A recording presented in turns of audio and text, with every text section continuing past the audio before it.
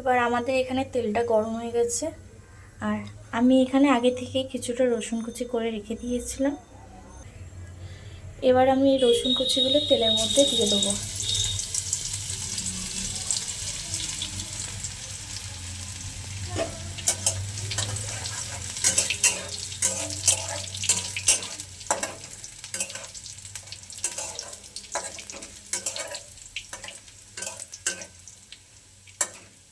রসুন কুচিটা হালকা লাল হয়ে এলে আমরা তারপরে টমেটো পেস্টটা ঢেলে দেবো।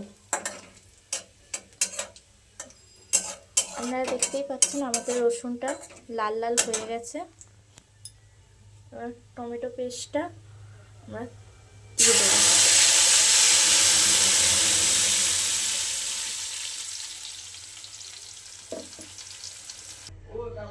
এবার আমরা পরিমাণ বুঝে লবণটা দিয়ে দেবো।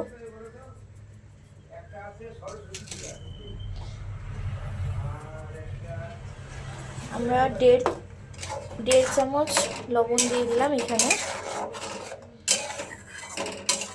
আমি কিন্তু আগে কোনো লবণ ব্যবহার করিনি। আপনারা যদি চান আপনারা মিক্সারের মধ্যে লবণ দিয়ে দিতে পারেন।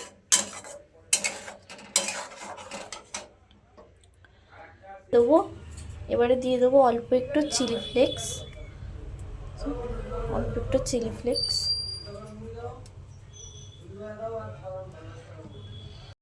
তারপরে দিয়ে দেবো আমরা অল্প একটু সয়া সস, বেশি না সামান্য অল্প।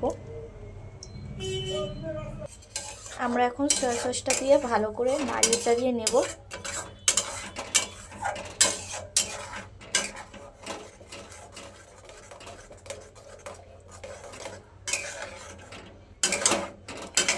কোনো রকম যদি গোটা গোটা টমেটো রয়ে থাকে সেটা আপনারা ফেলে দেবেন, কারণ টমেটো গোটা থাকলে একটু ভালো লাগবে না জিনিসটা খেতে।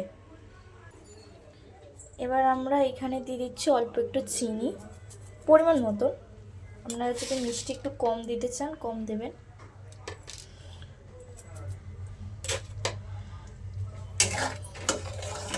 এটা আমরা এখন ভালো করে তেল ছাড়া অবধি নাড়াবো।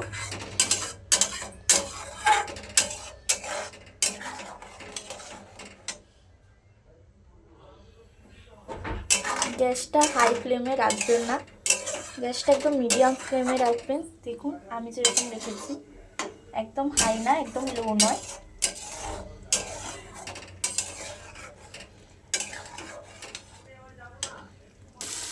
আমাদের টমেটোটা দিয়ে তেল বেরিয়ে গেছে, দেখতেই পাচ্ছেন। তার মানে আমাদের টমেটো সসটা হয়ে গেছে। দেখতেই পাচ্ছেন কত সুন্দর তেল বেরিয়ে গেছে। তো এবার আমরা এটাও অন্য বাটিতে সাইড করে রেখে অন্য পদ্ধতিতে এবার যাচ্ছি।